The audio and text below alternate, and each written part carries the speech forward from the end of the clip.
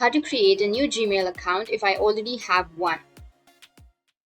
So if you want to create a new Gmail account if you already have one, then what you need to do is first you just need simply open up your browser, go with add, go with sign in, and here you can go with create account and choose for your personal use or for your child or for your work or your business. So I'll just simply go with my personal use, and here you need to enter the first and last name. Just create your new Google account. Go with the process.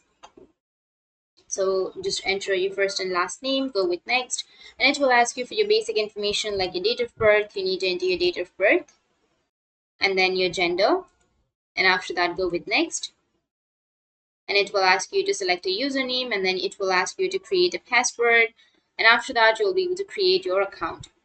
So it was that easy to create an account, and if you have any questions feel free to comment below. Thanks for watching.